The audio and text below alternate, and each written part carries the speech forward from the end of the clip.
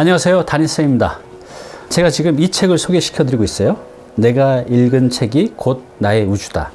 오늘 이제 2부입니다. 1부 영상 아직 보지 못하신 분요, 아래 링크 달아 나올 테니까 먼저 보고 오시고요. 오늘은 이 장석주 작가님께서 알려주시는 책을 통해서 나의 우주를 넓히는 방법 5가지를 알려드릴게요. 오늘 영상 꼭 보시기 바랍니다. 첫 번째 문장입니다. 좋은 책을 여러 번 읽자입니다. 여기 이런 내용이 나옵니다. 청개의 고원 같은 책은 정말 여러 번 읽었습니다. 책을 읽고 나서 엄청난 충격을 받았어요. 무슨 소리인지 한마디도 알아들을 수 없었거든요. 그리고 두 번째 충격을 받은 게 이제까지 어떤 책에서도 볼 수 없는 내용이었다는 겁니다. 그래서 그 후로 여러 번에 걸쳐서 이 책을 읽고 또 읽었습니다. 그런 동안 나도 모르게 사유의 폭이 넓어지고 글쓰기도 훨씬 더 풍요로워졌지요. 같은 책을 여러 번 읽으면 전에는 몰랐던 새로운 것들을 발견하게 됩니다. 같은 책이어도 언제 어떤 상황에서 읽느냐에 따라서 다른 느낌을 얻게 되거든요. 네, 저도 이 작가님처럼 좋은 책 있잖아요. 좋은 책은 사람마다 다 다르겠죠. 저한테는 작은 울림을 주는 그런 책들이 있어요. 그럼 그런 책들은 읽고 나서 며칠 뒤에 한 번 더 읽어요. 그리고 한 달 뒤에 또 한 번 읽고 또 1년 뒤에 또 한 번 읽다 보면 이전에는 몰랐던 이 책에서 이 저자가 우리한테 알려주는 그런 깊은 내용들이 있거든요. 행간의 의미들. 그런 것들을 이제 하나씩 찾아내는 즐거움도 있고, 또 그러면서 그 책을 완벽하게는 아니어도 상당 부분 내 것으로 만들어갈 수가 있는 것 같아요. 좋은 책 한 번으로 읽지 마시고 여러 번 한번 읽어보시기 바랍니다. 내 습관으로 만들고 싶은 두 번째 문장입니다. 우리가 물질적인 것에서 벗어나 자아를 돌아보고 자기 성찰적 삶을 살려면 무엇보다도 먼저 나만의 서재를 가져야 합니다.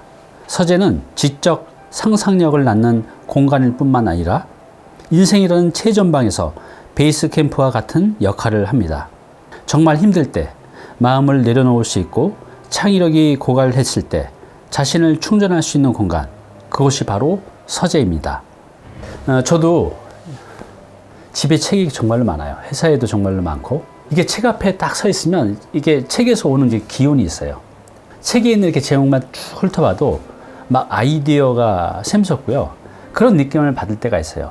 책이 주는 그런 기운이 있거든요. 그래서 여러분도 여러분만의 서재를 한번 만들어 보셨으면 좋겠어요. 이 작가는요, 이 서재에 대해서 이렇게 정의를 하고 있는데 한번 읽어볼게요. 서재는 침묵이 서린 공간이고 지친 나의 영혼이 쉬고 충전하는 쉼터이자 마음을 닦는 청정 도량이지요. 또 자아를 돌아보고 성숙시키는 곳이기도 하고요. 책 읽기는 인간이 가진 유의적 본능 중 하나인데 그것에 몰입할 수 있는 공간이 바로 서재입니다. 또 서재는 책을 읽고 글을 쓰는 곳이라는 의미를 넘어 지식 융합을 통해 새로운 지식들을 창조해내는 거점 공간이 아닌가 싶습니다. 집중이 잘 되는 공간이 있지 않나요? 잘 정리된 책상, 조용한 카페, 이런 데서 왠지 책이 더 잘 읽히는 것 같아요. 그래서 이런 서재도 책을 많이 비치하는 것도 중요하지만 내가 책을 읽을 수 있는 그런 분위기를 연출하는 것도 굉장히 중요한 것 같아요. 우리 인간은 아무래도 환경의 영향을 받기 때문에 어때 이런 공간에 있으면 책 읽고 싶어지지 않나요? 네, 여러분의 서재도 책도 많이 비치하시고요. 이런 나만의 아늑한 공간도 만들어 보시면 저절로 책이 잘 읽히실 거예요. 서재 꼭 한번 작게라도 만들어 보시기 바랍니다. 내 습관으로 만들고 싶은 세 번째입니다. 세 번째는요, 저자와 대화를 하며 읽자라고 제가 이렇게 제목을 정해봤는데요. 한번 읽어보겠습니다. 책을 읽을 때 그 안에 지식과 정보를 기억할 게 아니라 저자의 사유를 따라가며 저자와는 또 다른 나만의 사유를 해야 합니다. 그러면서 사유하는 힘이 생기는 겁니다. 그렇게 책을 읽으면 굳이 내용을 기억하려 하지 않아도 남는 게 있어요. 책 읽기는 지식이 저자에게서 독자로 옮겨가는 일방 소통이 아니고 쌍방향 소통이라는 것을 강조하고 싶습니다. 책을 읽을 때는 저자와 서로 생각을 주고받는 대화를 한다고 생각하면서 읽어야 해요. 저자의 생각에 대해 끊임없이 질문을 던지고 반론을 제기하면서 읽는 거죠. 그렇게 하면 책 읽기가 훨씬 입체적으로 변합니다. 제가 그래요. 사람이 있는 데서 그렇게 못하지만 이제 아침에 새벽에 나와서 제가 주로 책을 읽는데 책을 읽을 때 앞에 이 저자가 앉아 있다고 생각을 하고 읽어요. 그냥 이렇게 속으로 읽는 게 아니라 정말 그래요? 아, 그렇군요. 근데 이건 왜 그러죠? 이렇게 감정이 이렇게 나오게 되면 이 책의 내용이 훨씬 더 오래 갑니다. 여러분들 굉장히 슬펐을 때, 굉장히 기뻤을 때, 굉장히 화났을 때 그런 기억들은 굉장히 오랫도록 또 평생토록 남죠. 책 읽기도 그렇게 내 감정을 여기다 섞어서 읽게 되면 굉장히 오래 남습니다. 그리고 두 번째는요, 책을 읽을 때 질문을 많이 하는 방법이에요. 제가 제 능력에 비해서 아이디어가 꽤 많은 편인데 그 비법이 바로 질문입니다. 정말 그래요? 이게 왜 그런 거죠? 그럼 어떻게 되는 거죠? 이렇게 질문을 하면요, 우리에게는 놀라운 능력이 있습니다. 그때부터 내가 질문한 것들에 대해서 찾게 돼요. 본능적으로. 내가 그 질문을 멈춰도 잠재의식 속에서는 그 질문의 답을 찾게 되죠.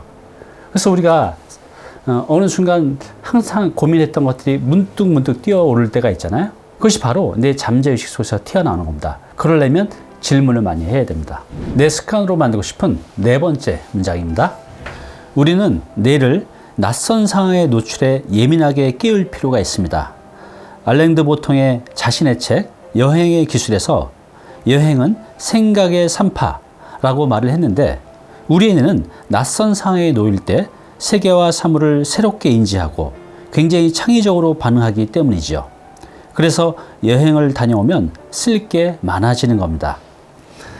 제가 한때는 매 주말에 책을 가방에 4-5권 싸지고 조용한 곳에 떠나요. 정하지 않고 무작정 떠납니다. 그러다가 아주 낯선 공간이 있어요. 또 제가 보지 못한 그런 공간. 그런 데는 차를 세워놓고요, 책을 꺼냅니다. 그 낯선 공간에 있게 되면요, 낯선 패턴의 생각을 하게 돼요. 우리가 익숙한 공간에 있으면요, 익숙한 패턴의 생각만 하게 됩니다. 그래서 여기에 나온 대로 여행은 생각의 산파라고 한 게, 여행이라는 것이 우리가 낯선 공간으로 떠나는 거잖아요. 우리 시청자 여러분도 아주 가끔은요, 혼자 책을 들고 낯선 곳에 가서 책 읽기를 한번 해보시기 바랍니다. 놀라운 경험들을 하시게 될 거예요. 꼭 한번 해보시기 바랍니다. 내 습관으로 만들고 싶은 마지막 5번째 문장입니다. 시를 읽으면 우선 감성 세계가 풍부해집니다. 감성 세계가 풍부해지면 삶이 풍요롭고 윤택해지고요. 운유와 상징으로 이루어진 시는 인간 의식 활동의 정수입니다. 사람들이 단단하고 멋진 몸을 만들겠다고 헬스클럽에 가는 것처럼 평소 뇌도 단련해야 한다고 생각해요. 뇌도 유산소 운동과 근력 강화 운동을 해야 하는 거지요. 그래서 시를 읽으면 뭐가 좋냐고 묻는 사람들에게 이렇게 얘기하고 싶어요. 시 읽기는 뇌의 유산소 운동이다. 시를 많이 읽으면 정말로 뇌가 유연해지고 강해집니다. 제가 작년부터 새로운 습관이 하나 생겼어요. 제가 회사에 굉장히 일찍 오거든요. 그럼 일찍 오면 일단 몸을 좀 가볍게 풀고 조용한 클래식 음악을 틀어놓고 따뜻한 커피 한 잔을 마십니다. 그리고 사무실에 제가 시집이 많이 있어요. 그래서 그날 이렇게 쭉 펼치면서 제 마음에 오는 시 한 절이 딱 있으면 최대한 감정을 실어서 낭독을 해요. 그러면 내가 말랑말랑해지는 그런 느낌이 듭니다. 그 책 소리내어 읽는 즐거움이라는 책에 보면요, 이 낭독의 힘에 대해서 3가지를 말하고 있는데요. 첫 번째, 오감을 활성화함으로써 영혼이 건강해지고 또 치유된다 라고 됐고요. 두 번째는 마음 챙김에 큰 효과를 발휘한다고 했고요. 마지막 3번째는 혼자만으로도 스스로를 다독이고 아픔을 치유한다. 이것이 바로 소리내어 읽는 즐거움에 나오는 3가지 낭독의 힘입니다. 여러분들도 꼭 한번 해보시기 바랍니다. 그런 기분, 그런 기운을 충분히 느끼실 수 있을 거예요. 마지막으로 이 장석주 시인이 지은 아주 유명한 시가 있습니다.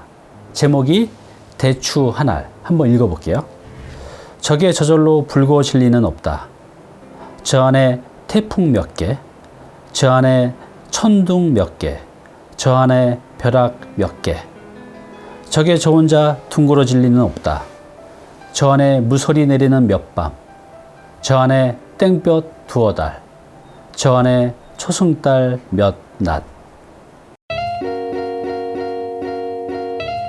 오늘 당신께서 해야 할 일이 있습니다. 아주 유명한 시인이시죠. 이 장석주 시인께서 알려준 책을 통해서 나의 우주를 넓히는 방법에 대한 5가지를 이제 말씀을 드렸습니다. 첫 번째, 좋은 책은 여러 번 읽자. 두 번째, 나만의 서재를 꾸미자. 세 번째는요, 저자와 대화를 하며 읽자. 네 번째는 책과 함께 낯선 곳으로 떠나자. 마지막 5번째는요, 시를 자주 읽자입니다. 저는 이 5가지 중에 무엇을 할까 생각을 해보다가 5번을 결정했습니다. 시를 자주 읽자. 왜냐면 이제 나이가 들면서 감성이 점점 더 말라가는 것 같아요. 또 나이가 들면서 점점 머리가 굳어져 가는 것 같아요. 이럴 때 시를 읽으면 정말 이 작가님의 말씀대로 뇌가 좀 말랑말랑해 가는 그런 느낌을 받습니다. 네, 우리 시청자 여러분들은 어떤 걸 하시겠습니까? 이 5가지, 그 어떤 것도 그렇게 어려운 건 없어요. 그렇지만 하면 많이 달라집니다. 이 5가지 중에 꼭 하나만이라도 선택해서 여러분의 습관으로 만들어 보시기 바랍니다. 네, 오늘 정보 도움이 좀 되셨나요?